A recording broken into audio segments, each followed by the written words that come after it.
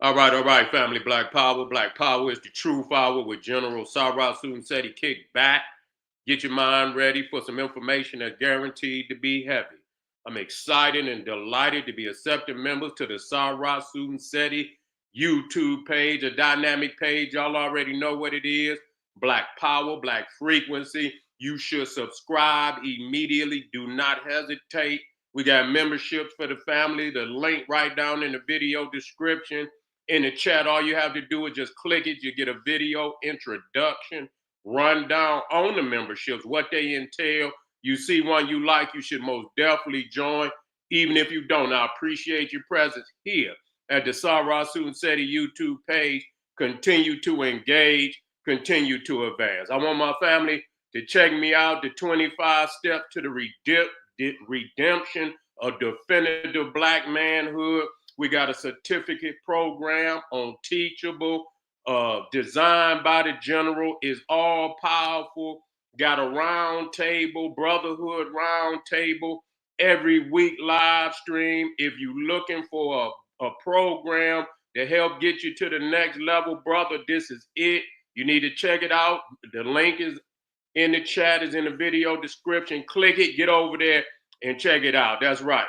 Ring the alarm, kingseti.com, online marketplace, official General Sarah Susan Seti DVD lectures, t-shirts, tank tops, hoodies, African and Kemetic jewelry, holistic tonics and remedies, home decor, accessories for every room in the house. I got something for your family. I know you're going to like and love. Get on over there, check out that catalog, get a discount, shop and save and shop.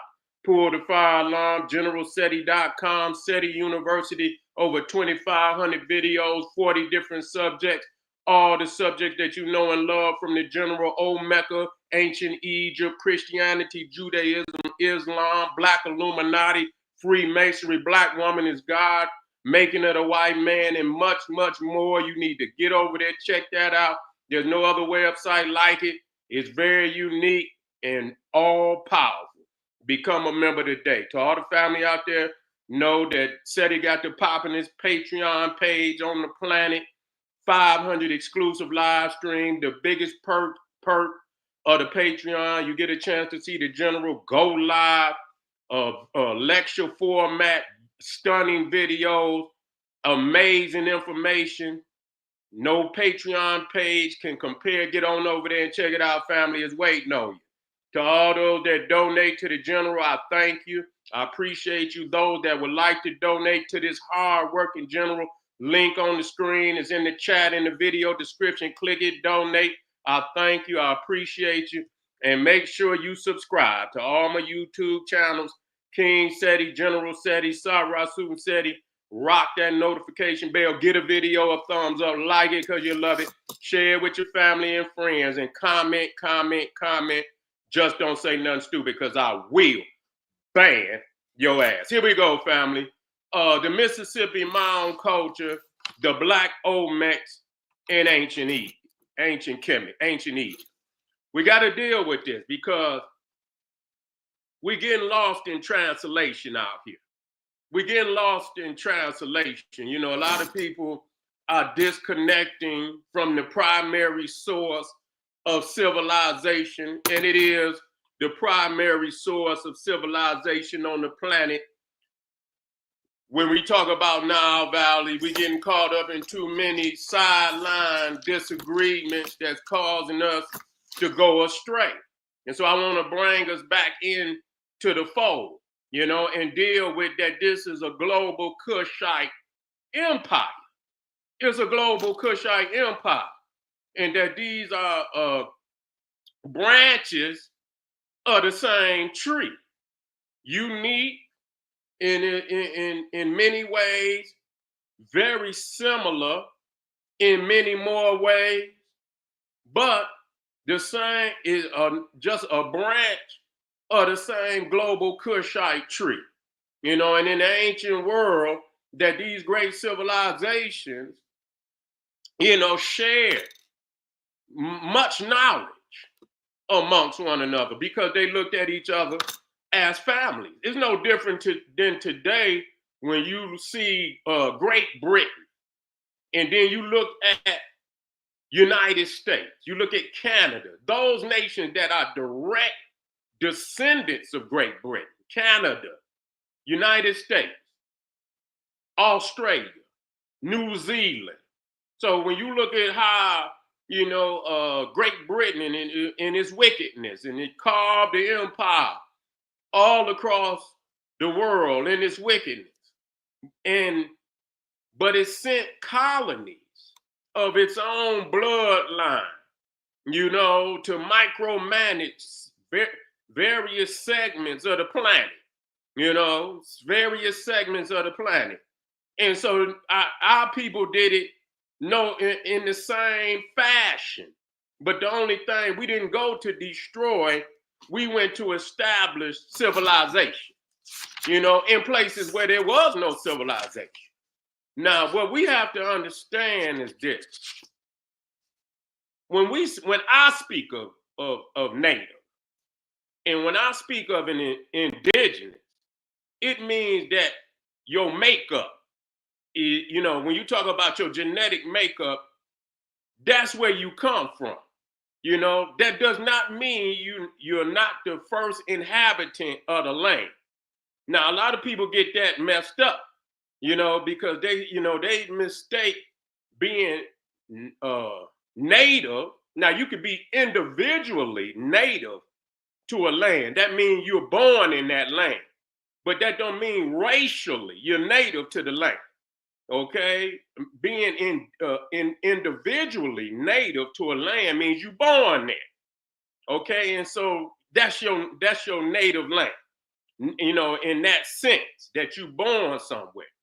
But as far as your genetic makeup racially, our people are not indigenous to what we call North America. That's just a fact. You understand what I'm saying? The fact that it is so goddamn cold over here, and it's warmer than it's ever been in the last damn near 1 million years.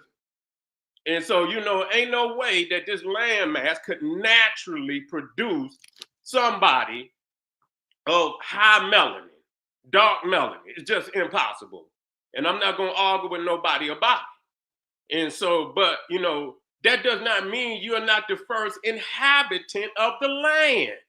So I don't want nobody, which means it still gives you all the rights of someone that's, native. It gives you the same right, but you being, you got to understand, because people sever themselves from their homeland. You know what I'm saying? And that's what we're not trying to do. Yes, we are the first inhabitants. Yes, we've been here for a long time. Many of our descendants, not our descendants, but our ancestors, many of them were already here. That's a fact.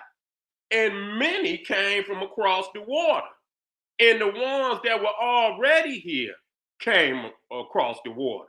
They just came thousands of years ago, long before any of the slave trade or any of that happened.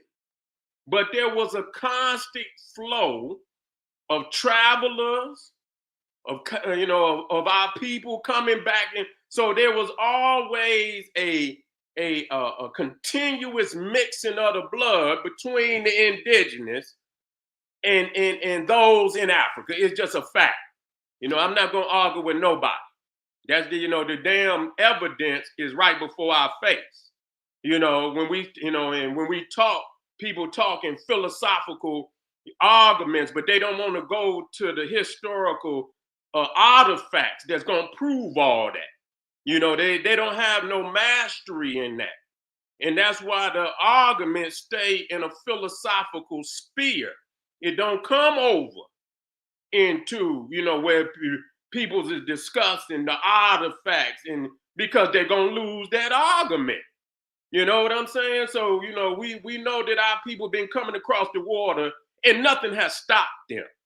In the war, and we talking about each segment of the Kushite Empire been traveling to all other segments of the empire, from the Hindu Kush, from the Babylonian Nimrod Kushite region, You know, today what they call Arabia, called Mesopotamia, Iraq, Iran, also deep in the South Pacific, Australia, the South Pacific Islands.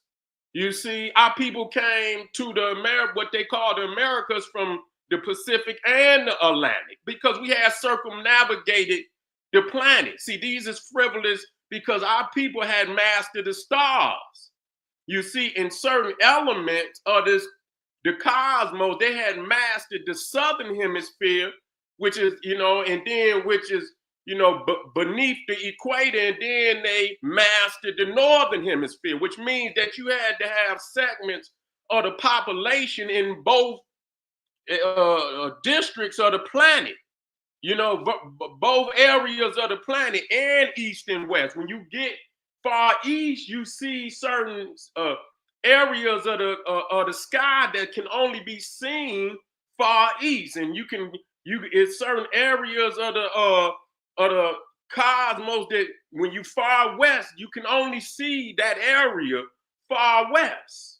And so for us to have mastered these constellations all around this globe like that means that we had universities in every segment, every direction of the goddamn planet. And we shared the information. That's why when you look, and any great scholar will show you that even the calendar that the Olmecs is on is the ancient Egyptian calendar. That's what it is. And when you look and you see that wheel, and this is for those who have done enough study, the wheel with it's a cosmological wheel, Olmec. And in the middle, you see Bess with the tongue sticking out. You see? And so this is, when you look at the Mayans, they call it the Mayan calendar. The Mayan wasn't even here long enough to create that calendar. You see?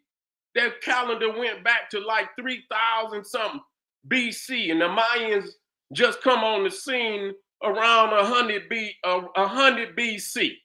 They wasn't even here to do the calculations. And you can't do it one time. If the goddamn calendar went back 3,000 years, you see what I'm saying? You had to at least, go through the trial and error at least 3-4 times. So if the calendar went back 3,500 BC, goddamn it, to double it would take you to 7,000 years.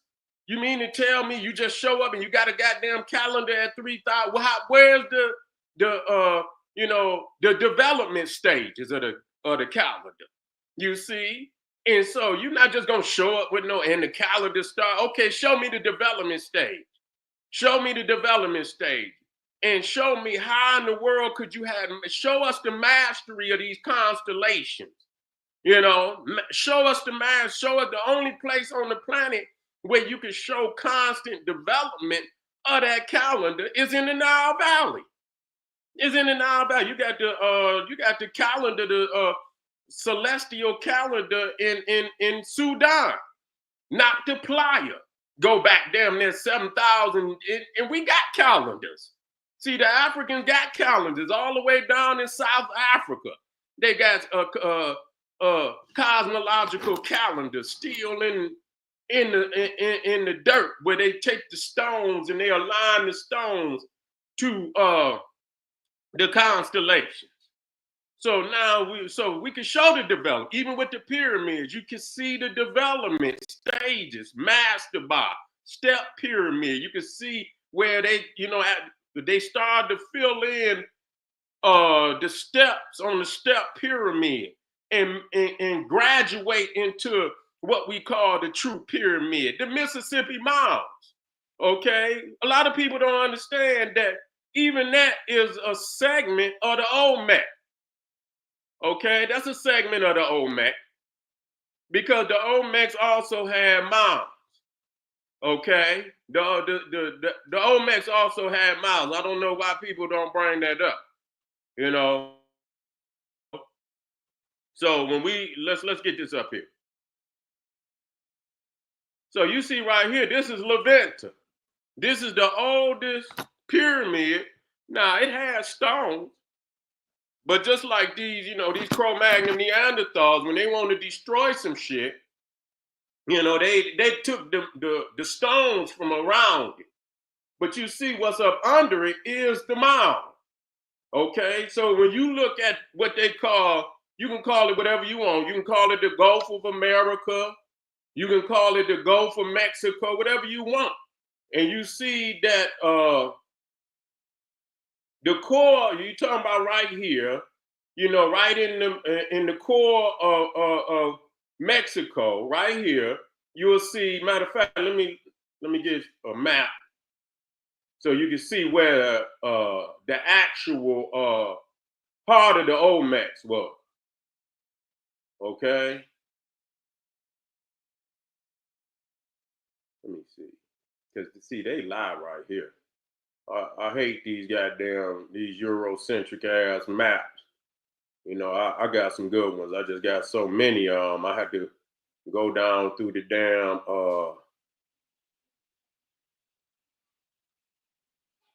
I tell you what, I'm gonna come back up because I don't want to lose myself.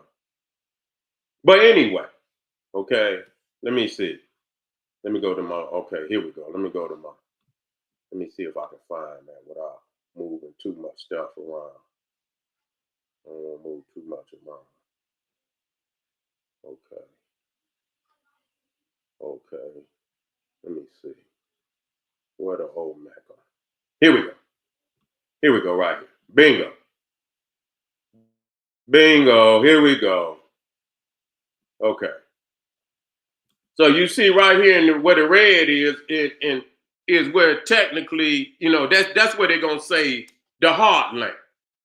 And the core of the heartland is the deepest red, but in actuality, see, they want to lie. The Olmecs empire reached up into North America and down into South America. You see, into Peru, what they call Machu Picchu and all of that. That's Olmec. Okay, you can see the heads, the Olmec heads that's attached to the megalithic structures down there, even in Peru, all through Colombia, all through Guatemala, all through Belize and all that. That's Olmeca, all the way. And what you see that they dominated the whole of the Gulf of what you want to call Mexico or America. And they had ports not only in the Gulf, but they had ports on the Pacific Ocean. So there was a lot of trade with the South Pacific Islands, going into what you call Easter Island and all of that. So the Olmecs was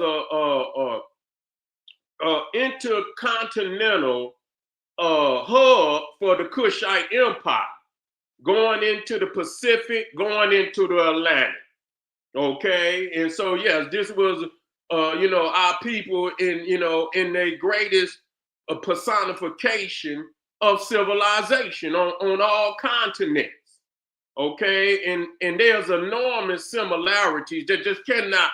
There's no way for nobody in a right mind to assume that this is not a Nile Valley civilization with all the pyramids, all and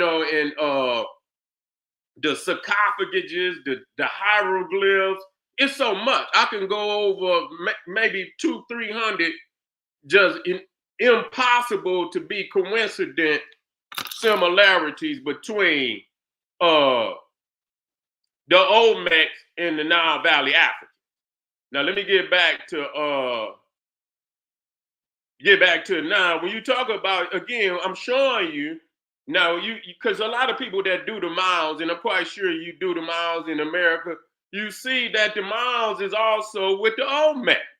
So when you go up and you see the Mississippi mound culture, it started in the South, right there on the Gulf, or what they call the Gulf of Mexico. That's where it started, right where the Olmec, just a little further down. And so is this a coincidence? Are we that damn foolish to believe that you see mounds and more likely the ones up in America had stones around them too that they removed. And they went and built other buildings and shit that they, this is what they do. They take the stone off of it and they go and build other buildings. And so that's why they don't have the stone on the outside of them, like they would have. But this was, and you see, this is in America, and I believe this might be, what's the name? Yeah, I have it on the tip of my court. What is it? I forget the name of that city. I have it on the tip of my tongue.